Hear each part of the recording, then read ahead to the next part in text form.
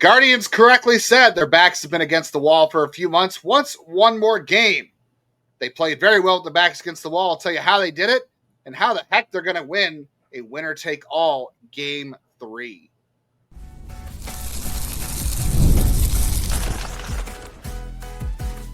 You are Locked On Guardians, your daily podcast on the Cleveland Guardians. Part of the Locked On Podcast Network, your team every day. Welcome on into another episode of Locked On Guardians. We're talking Game 3. If you've all gotten over Game 2, if you still have anything left in the stomach to hold on to after that game, this is Locked On Guardians, the only daily Cleveland Guardians podcast covering your Cleveland Guardians, for the majors, the minors, the draft, and everything in between. Of course, right now we are focused on the playoffs. On today's show, we're going to talk about how the Guardians are going to manage Game 3 and how they're going to win this winner-take-all game against the Tigers. We'll talk about Stephen Vogt's chess piece moves in Game 2. And we're going to start off today's show talking about why culture and leadership set the tone for this game. I'm Justin Lada, one of your two co-hosts. Been here for the last 3 years alongside my friend and co-host Jeff Ellis. And I've spent 18 years covering the Guardians minor league system and couldn't imagine all the prospects that were in the lineup for the Guardians in Game 2 that made an impact this time. Yeah, it's a ton of fun. It wasn't. I mean, it was when it wasn't giving you a minor heart attack. It was fun. I'm Jeff Ellis, one of the other two co-hosts here. One of the OG one of the OG hosts of Locked On when it comes to baseball. Before that, I was a national writer at Scout 24/7, focused on prospects and draft. I want to thank you for making today's episode your first listen today and every day, wherever it is you get podcasts. I wanted to give a shout out to Kat Potter on YouTube, who was at the game today and said they got sunburned. I think I got your name wrong, so I'm sorry, dude. Make a comment and I'll get it correctly on tomorrow's show. And the big shout out we want to give today is to Dave Yoder, who does a lot of things in the Guardians community. And he made the Rally Dino shirt that you saw Justin wearing. We have the Rally Dino here. Justin and I are not making any money off the Rally Dino shirt. Dave, the money he's making is going to Glove Up to get baseball gloves for kids in need. We will include the link to the Rally Dino shirts for those who are interested in the podcast notes today. The shirts exist. No one's making money outside the people who make the shirts. And if you do buy, it's going to a good cause. So just kind of a fun little thing. I can't believe something silly I started has turned into shirts, but hey, it's awesome. Yeah, as long as it keeps winning. I was told on the post-game reaction show that I did, which you can go back and listen to if you haven't yet, that I have to wear the shirt unwashed on Thursday. So it's sitting over in my recliner, unwashed, and I will put it on Thursday when I wake up. And thankfully, I work from home, so nobody's going to judge me. No one's going to smell me. So my wife said, okay, good thing I go to work every day somewhere else, so she doesn't have to be around for that as well. All right, let's jump in. I don't know any other teams, and I don't want to make this seem like it's disparaging to anybody on the team because these guys play hard and they're not untalented, but could you just imagine like any other team out there with the talent collection the Guardians have? And there are some talented players, but none of them, for the most part, are like proven. Like, you got Jose Ramirez, right? Juan is proven, but we know exactly where he has issues later in the season. He did have finally a hit in this game. Kyle Manzardo has blossomed this year. We really enjoyed watching him throughout the season, but he had a very poor end of the season. He's struggling here in the playoffs so far. Hair's breadth away. He almost had a home run. I think on a summer night, that ball's a home run for sure, which makes George Valera's home run much more impressive, by the way, and Rocchio's and Bo's. We'll get to that. But this roster, this collection, I feel like I've said this too many times this year, and I know people might be sick of it. But the roster they have, the situation they're in, that they face this year, and they're somehow going to play a Game 3 to move on to the ALDS after this, how the season unfolded. Tell me one other organization that can make that happen. Like the Rockies can't transform their bag of garbage roster into a playoff contender. Like the Angels have spent on so many players, right? Over the years, Pujols, Josh Hamilton, they had Mike Trout and Shohei Ohtani. Anthony Rendon used to like playing baseball. They couldn't turn that into a playoff team ever with those guys. Not even close to a contender, let alone a playoff team. Yet this Guardians team, which some people have called Jose Ramirez and raccoons in trench coats, I've heard, they are a playoff team that won the division despite being 15.5 out, and they didn't crumble in game 2 after losing game 1 in a very, I want to say horrific fashion, but in a fashion that was very frustrating because they could have won, but they got beat by a great pitcher. And things could have unfolded for them very poorly in game 1 in that first inning. They found a way to continue to battle, fight back, and win this game. And I'm telling you right now, I know talent matters, but if this doesn't convince you that culture and leadership is an extremely important part of what's going on here, I don't know how else you're going to see it. I think you're starting to get close, dangerously close into Moneyball, the movie territory. Oh, because right. Right now, yes, don't get me wrong, the offense was abysmal most of this year. I will say this: the catchers were great in September. Jose was Jose. Yes. Quan was average in September and October, and he had a hit today, but he struggled mightily this year. But the pitching is what separates them. The pitching is what stands up. Tanner and Gavin are not dudes in off the street. Kate Smith is not a dude in off the street. It's just where the horses are for this team. Hunter Gaddis probably does not get the respect he deserves, honestly, in that pen. I mean, he has his ups and downs, but he's Tim Herron. You got to give your respect to Tim Herron. I mean, what a performance! I was like, oh, great. I mean, I'll be honest. Like, I was like, yes, he has marbles. But it's like, I've never seen Tim Herron have that much emotion, and like, I was like, oh, this isn't gonna go well. This isn't gonna. Man, he just keeps getting the Tigers to go fishing, and that's where it is. Like, they have done so well with pitcher development. A lot of those guys were day 1, day 2 picks. Most of the arms on this team were, or guys they got in trades. Gavin Williams, first round pick. States Tony was a first round pick. Like, it's they have more talent than other teams. The problem is it's just very one-sided. I think I meant more on the offensive side. Okay, that's fair. Offensively, it is. You're really hoping on those young guys to step up, and so far, like maybe this is Bo Naylor. Maybe he's not Mr. Odd September. Maybe this is a step in the right direction. We've seen the slow development with Rocchio. We've seen, there's bits and pieces here. But yeah, you're right. Offensively, it is. I can't defend the offense. No one. No, can. I mean it's Jose Ramirez is Miguel Tejada, and the rest of the guys are all trying to figure out their place. You don't really have any veterans. Like there's no David Justice, and I guess you have some Scott Hattebergs. But my whole point was though these guys were able to respond because of the tone of culture and leadership. The fact they're able to get to where they've been this year, given what's unfolded, and they had their backs up against the wall, and Stephen Vogt said, what's one more day? 100%. This entire team to me didn't look like it was panicked at all in game 2. I didn't see anybody on this field. Yeah, or game 1. But I mean, especially game 2 when your season's on the line for sure this time. I didn't see anybody out there play small because of the situation. Like I know Chase DeLauter had the drop ball in center field. And Rocchio had the boot. Yes. And of course the ball found DeLauter in center field. He dropped his first attempt. Of course, that was going to happen. But here's a couple things. Back in April or May, or maybe even June, Tanner Bibee might have given up a 3-run home run. He might have given a couple other hits. He might have had some walks. He didn't let that bother him because he said he stopped trying to be perfect. And he said, just going to go out there and focus on the next pitch. That's a lesson he had to learn throughout the year. He's had to learn it for a couple of years, but a lesson he really had to take to heart this year at points. That kind of growth is important internally, and whether it's coming from coaching or leadership as well. But for him to then go into the dugout, first he picks up his defense by striking out 3. He comes back, it's a dynamite end of the inning, and then goes out and tells Chase DeLauter in the dugout, hey man, you're good. It's okay. It's fine.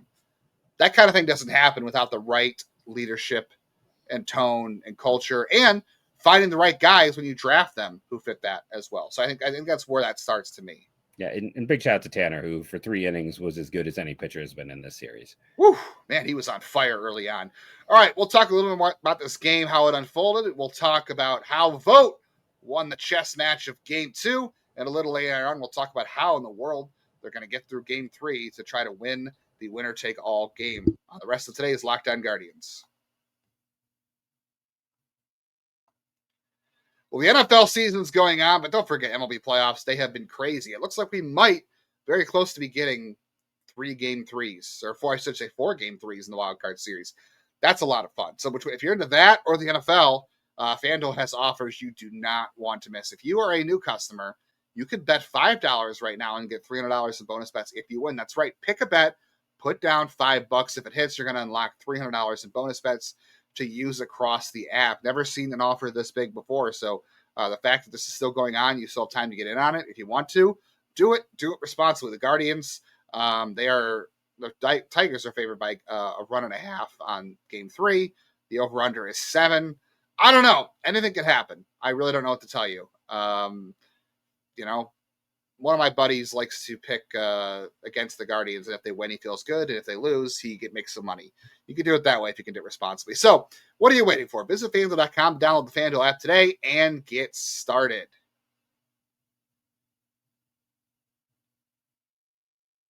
Well, if you're new here or you're not new here, we appreciate you being here either way and making us part of your daily routine. The best way to make sure you're always getting all the content we're putting out, because we are putting a lot these days, and that's post-game reaction videos that are shorts, or I've been doing post-game reaction shows after the game, taking your comments and just kind of reflecting on what happened in the moment. And then we have our regular podcast. We have the MLB Squad Show that'll come your way this week. All that stuff can be found on YouTube. You hit the bell to get the notification when those come out. And if you auto-download an audio wherever you listen to audio podcasts, we're on every platform, I'm pretty sure, you get the shows right into your feed, and that's the best way to help the show out. Anything else you want to go through from this game? I mean, everything unfolded pretty amazing. Like, I just want to point out this, too. It felt so good. I know it was the strangest situation for it to happen in, but can I just say it felt really good for the Guardians? I know every day our Dave Wendell has been harping on this for a couple days now, so credit to Dave Wendell. But your lineup today featured Stephen Kwan, drafted and developed here, George Valera, who we've been waiting for years to come up, and he's fought through injuries, has a big home run in this game. He had a couple of big games on the stretch. And you've got guys like Jose, obviously. Manzardo was a prospect when they got him. Arias was a prospect when they got him. CJ Kafis, Chase DeLauter finally in the lineup. Bo Naylor, Brayan Rocchio, that class, Brayan Rocchio, John Kenzie Noel, George Valera. You forgot Rodriguez. He was in the game for a moment. We'll talk about that in a second. But all those guys who kind of came up together all got in the lineup together. And especially for Valera and DeLauter to share the outfield together after all the injuries they've been through, after all the promise we've been waiting on for them, for those two to be healthy and to be playing with almost no major league experience in the playoffs in a win-or-go-home game. That was really rewarding to watch, and it felt even better for them to win and come through and do big things in this game. Jeff is speechless at how happy he is. I don't know why I remuted myself. I decided I decided I had to mute myself after my Rodriguez joke because it was so bad. It's the walk-off. It's one of those situations where, a lot of people like to comment about how this team can't develop hitters. And I'm like, well, the problem is just all the guys that have developed didn't stay here. Found, the Clements, the Diaz's, the Lindors, etc. They have a lot of successful hitters that unfortunately, for whatever reason, they didn't, have the chance. We know why Lindor is not here anymore. Yeah, no, I mean for him we know, but he's sitting at home watching the playoffs. By the way, there's a lot of guys out there that they actually developed who were successful elsewhere, and I think that's part of the reason that I know people did not like the offseason, but I think they really were dedicated to this idea of we have to see what we have. We have to give our young guys opportunities. We can't keep just, giving them a small window and then having to let them go before we know what we really have. And unfortunately, they didn't really get a chance to do that this year because of injuries. But right. This was seeing the chance to see those guys that have had the injuries, who have been kept down, seeing what the future could be, and just a lot of, exciting, fun talent. And this is just the first wave of that talent. I'm just going to say that there's a lot of more fun. The minors are as strong as they have been. We're starting to see some of these players start to crest and hit the big leagues, and they made an impact today. They did, and that was really fun. I mean, Brayan Rocchio, playoff hero Brayan Rocchio. The calendar switches to October. just October, and all of a sudden he can hit. And by the way, that he's got a was hit in every game, right, of his playoff career. He doesn't have a single offer. And by the way, that home run that he hit, that was not like a gopher ball that he got from Troy Melton. That was it was middle in, but it was a 100-mile-an-hour fastball. And Troy Melton's got a great fastball. He also has great extension. That was a hard ball to turn around. I don't know if I thought Rocchio could ever hit something like that. Like, I don't think I thought he had. That's something I always thought the bat would knock the bat out of his hand. He turned around and he blasted that pitch, 100 miles an hour out of the ballpark on a day, by the way, that was very hard to hit a home run. Like, the wind was tough and the temperature was down from game one. So the Valera home runs, Bo Naylor's home run, same thing, came off a lefty too, by the way, Brant Herter. Just very impressive. I also want to, before we get into the chess match, I also want to point out too, I can't tell you how big that throw from DeLauter to third was, because he had already dropped the ball in center field a few innings before that. And this is his first time playing center field in a long time. It's his first time playing center field in Progressive Field, and he's also making his major league debut, and it's also, a do or die game. And he hasn't played since July 10th or 11th, right? 11th, yeah. And he makes the proper decision on that single up the middle. He throws to third. Instead of throwing home or throwing to the cutoff man, he throws to third, and he gets the out at third base. And, great tag by Ramirez and a very good split-second decision by Stephen Vogt to review that play. All those things happened very quickly, and that play could not have turned the momentum even more, because it kept that second run off the board. It kept the Tigers from taking the lead, and who knows how things could have swung from there. I'm not really a big believer in momentum game to game, but I am a believer in momentum in game. And I think that might have changed the game a little bit. I think keeping that run off the board and getting out of that inning was huge, and it's not lost on me that how much could have gone wrong with that DeLauter play, and he executed perfectly. The whole team did. Yeah, I didn't think they were going to get it overturned. Again, I didn't either. I had to watch on my phone. It's a very small screen. And I didn't even think about it when they challenged me quite about the run, like just the smartness to be like, hey, it was what Dylan Dingler was, who's not. I mean, he runs relatively well for a catcher. I don't know if he let up or if it just, whatever it was, if it's just he's not fast enough. But like getting that run off, I don't even know if it affected Cleveland's momentum, but this is what feels like a very delicate Tigers team. And I feel like that affected their momentum. And I feel like that could have gotten in their head and right now it can't be easy to be a Tigers hitter. Like, all they're hearing about is how they can't hit with runners in scoring positions, all the opportunities they left on the field. 2 games, they've had a lot of chance. Late in this game, I was texting you. They were 1 for 15. Yeah. The Tigers had more guys because Cleveland was walking everyone, and I was getting annoyed. I'm like, the Tigers have more guys on by a walk than Cleveland has total base runners in this game. And the Tigers couldn't get it done. They kept falling short. Now, is that the talent and the ability of Cleveland pitchers? To a degree, but there's also a degree of just like that's been the Tigers' bugaboo for about, during their collapse. And now we see it in this game, and that has to be mounting. That's the whisper in the back of the air. That's where momentum really comes in. And for Cleveland, I'm sure it took off a little bit of pressure as well. They have their own set of worries and concerns. Not that it ever showed, but when you're the Tigers team that just had a historical collapse, and you're now 2 games in, and you've scored 1 earned run, and you're continuing with the same struggles, that's huge. And again, it is. For everyone who was like, Vogt made every wrong choice yesterday, you can go listen to yesterday's show. We had our debate. By consensus, I'm the loser. I never set out to be a contrarian. I just tried to explain the why. I'll say that. But you saw today him at his perfect to me. I only had one decision that I questioned for him today. We'll talk about that in a second. Yeah. All right. We'll talk more about the chess match. We'll talk about the script for game 3 and how the Guardians are going to manage to win that game with what might be a limited bullpen. And that's going to be one of the things Jeff is not happy about. Spoiler alert. Stick around. We'll cover it all on the rest of today's Locked On Guardians.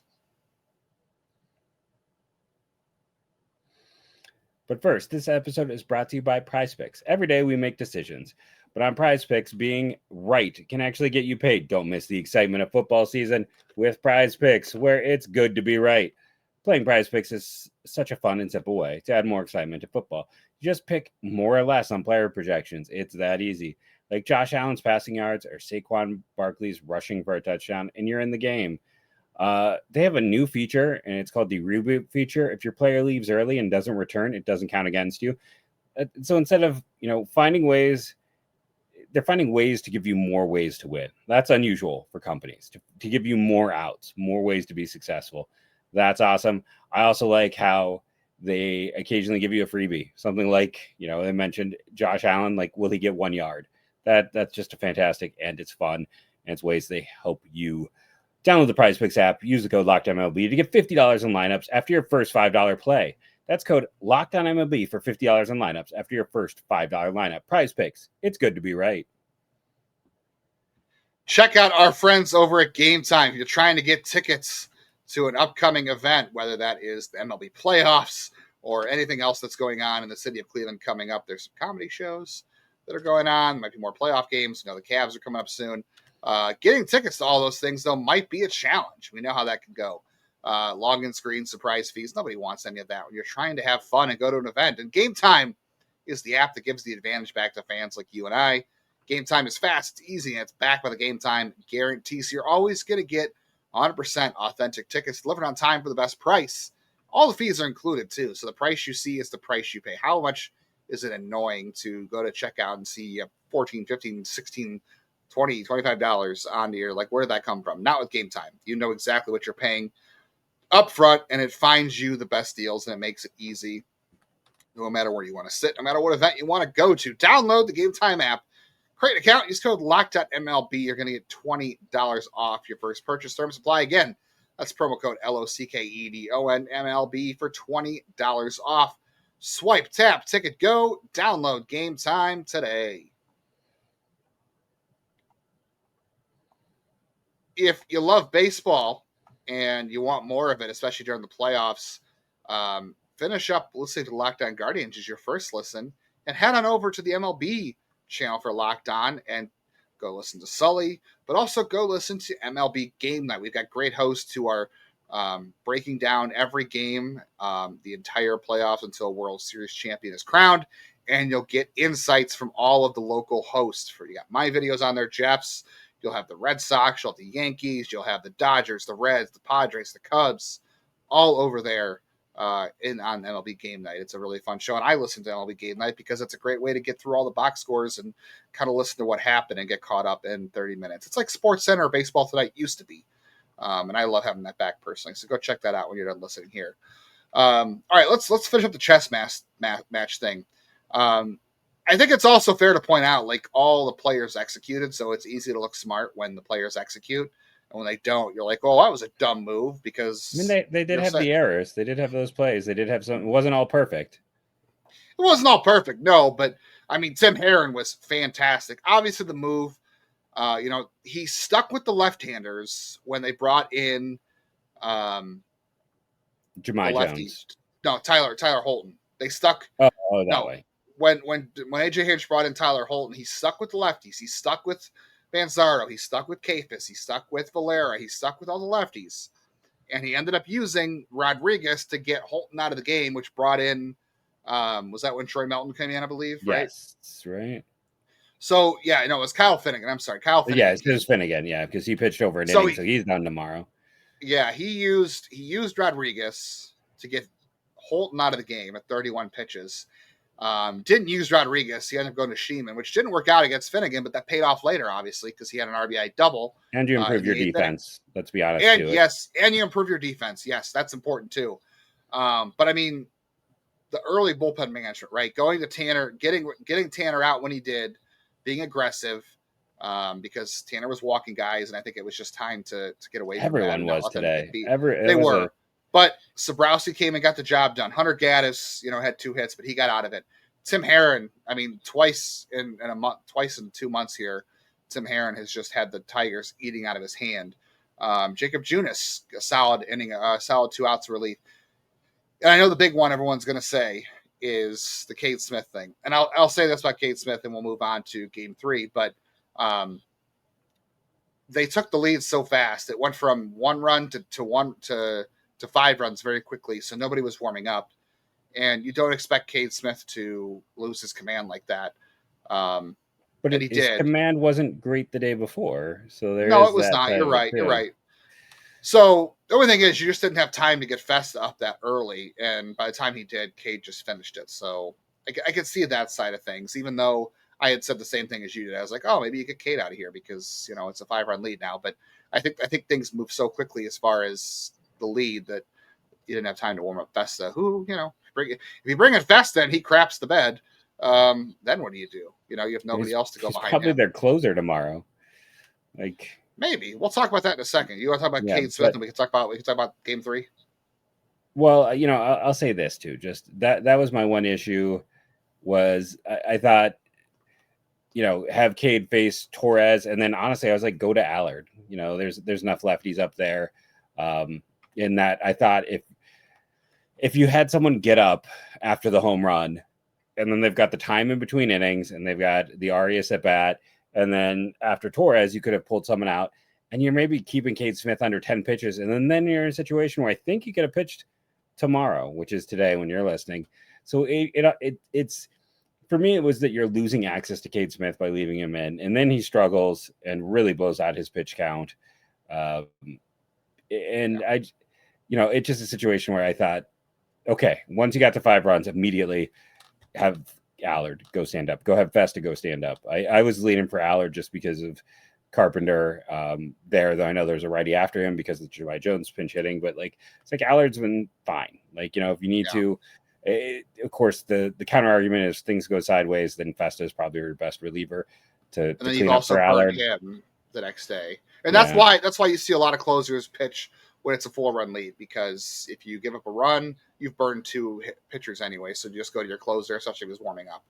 So we'll see. I think everyone's available in Game 3. I know you won't maybe get the best version of Cade Smith, so you have to be careful about how you're using him. I can't see with him having command issues in 2 straight games and a high pitch count. Can you really? Yeah, I think you have to decide on the situation where he can pitch. Can he get you 2 outs? I don't know. We'll see. And that's where we come to Game 3 here. Now, the ideal script, the managers like to try to go through and break out scenarios. I know, and kind of here's how we'd like to, because you like to count outs in the postseason. You like to kind of map out how you're going to get 27 outs out of your pitching staff. And the ideal scenario for the Guardians in Game 3 is score early, support Ciccone because he's a wild card. Jack Flaherty hasn't had a great postseason track record, but Slade Ciccone's never pitched in the postseason. Ciccone did pitch well against the Tigers this year, and he saw them in May and July when they were playing their best, and he pitched very well. So hopefully while they're struggling, he'll have their number. This is Jack Flaherty's 3rd start in a row against the Guardians. He pitched against them twice in September and back-to-back, and this will be the 3rd time. So hopefully there's no secrets there. Valera had the first home run off of Flaherty in those months. Yeah, there you go. So I think you'll see the same lineup for the Guardians on Game 3. Maybe you move DeLauter to 2nd and move Valera down, but I don't think they'll make any changes. The question here really is what happens if the worst comes out? What if Slade Ciccone? Let's set up a scenario here, Jeff. See what you do. Let's say the Guardians are down 1-0 in the 3rd inning, and Slade Ciccone is laboring. He's at 55 pitches, and you've got Carpenter, Torkelson, and Green up.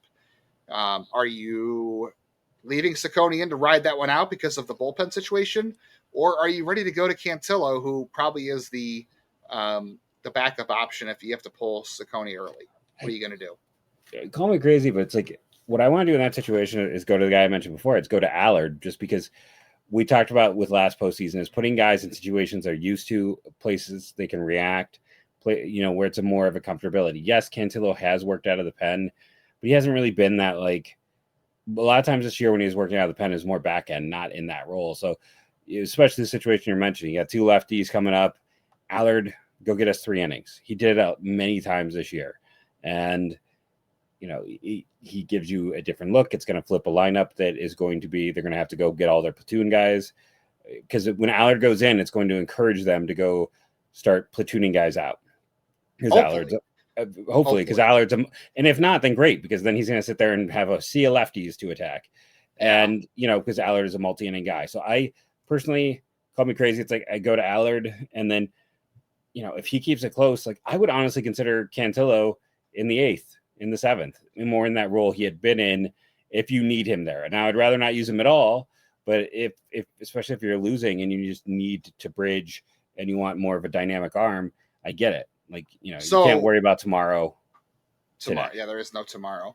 I think the ideal scenario for that is Colby Allard comes in with runners on. You don't bring Cantillo out of the bullpen in the middle of an inning. He has to start a fresh inning. I think no matter what, you have to use either Allard or Herron or Sabrowski. So Sabrowski's at 23 pitches over the last 2 days, so he's probably available. It'll be limited, but he's probably available. Tim Herron has only thrown 13 pitches, so you could bring Tim Herron out again. Yeah. But Joey Cantillo can't start an inning with runners on. He has to come into a clean inning. The other scenario is how long does Cantillo go? Like you said, you want to save him for the 8th, but you may never get there. Festa probably is the guy who you're going to want to close the game with. Maybe if you want to get Cade Smith in for 2 outs, maybe he comes in with runners on with 1 out, and maybe he's the guy that does that in a jam, and you don't have him for the 9th, but you are able to limit him to 2 outs and use him somehow and save someone like Festa for the 9th inning. But I think the ideal scenario for the Guardians is score early, support Ciccone, and then, like you said, use one of your lefties. You have 3 of them. I think all 3 are available. We know for sure Allard's available. Use him or Herron to clean up, or Sabrowski to clean up a mess. And if you need to use Cantillo, make sure I hope they don't need to use Cantillo before the 5th inning. I hope Ciccone is good enough through 5. That's the question it's going to be. But I mean, Junis should be available for you. But the other thing too, though, is I'm going to throw this out there. We saw last season. You don't want to throw Sabrowski. You don't want to throw Smith. You don't want to throw guys 3 days in a row. Teams see them, the familiarity. Yeah, that's true. Those guys should really just not be options. They should not be options because you're setting them up to be not successful. You need to do other things. I think you could use them in a situation where there's 2 outs in an inning. Yes. And a lefty's up, and you can either say, okay, go get the lefty, or force them to bring in Jahmai Jones or Andy Ibanez or Justin Henry Malloy and take your chances there. But use them as kind of almost a loogie. Otherwise, don't do it, because the more batters they face, the more they wear down and the more familiarity there is. Yeah, so either use it to go left on left or force them to use to go to their bench. That's the situation you want to use them in. For the Tigers, I mean, Tyler Holton probably isn't available, right? 31 pitches. I would think he's not. I mean, if Cade Smith is available, then anyone on the Tigers is available. This is true. I mean, Cade Smith had 31 pitches today too. So yes, and he pitched, and Holton didn't pitch on Tuesday. Monday. So yeah, it really depends. And then Brant Herter threw 11. So in theory, if Tyler Holton is unavailable or on a very limited availability, Brant Herter is the only lefty in the bullpen who is not as scary as Tyler Holton. So it's going to be very interesting. This is going to be, it was a chess match in game 2. We haven't seen Canley at all. So I would assume we'll see Canley tomorrow in an early role. Yeah, you might see Canley, you might see Paul Sewald. We haven't seen Rafael Montero yet. So they have options. I will say, Peter Montero, right? Isn't he on the roster? He's their long guy, like Colby Allard or Joey Cantillo. I will say, I think the Tigers are better set up when it comes to pitching for Game 3. They have Flaherty, who, even if he's had his postseason struggles, he's been there. Slate Ciccone has not. And the Tigers' bullpen's a little more rested. Yep. They got a couple guys like Will Vest didn't pitch on Wednesday. So the Tigers' pitching is better set up. So I think for the Guardians to win, it's going to be Kwan, it's going to be Manzardo, it's going to be DeLauter and Valera. I mean, they're going to keep pitching around Jose. Jose had 3 walks. I don't think they're going to give Jose anything to hit. You want Jose to come through for you, but I don't think they're going to give anything to hit. So it's got to be Kwan. It's got to be Manzardo. And to me, it's got to be one of the young guys. Valera, DeLauter. It's got to be Naylor. Naylor was their best hitter in September. He had the big hit today. I think Naylor is the guy. Like, he has been the guy for them. He's got to get to Naylor and Rocchio. That's important. It's those guys. It's not the ones you're used to. It's not the names we focus on. It's those other guys. Brayan Rocchio. It's going to be Brayan Rocchio, as we all always think. All right, we got to get out of here. We're over time. I'll be back at 4:30 again after the game to do a post-game reaction show, so you can check that out over there. We'll be back with our normal show on Friday, talk Guardians-Tigers Game 3, and hopefully an ALDS preview. Thank you all for joining us, and go Guardians, go.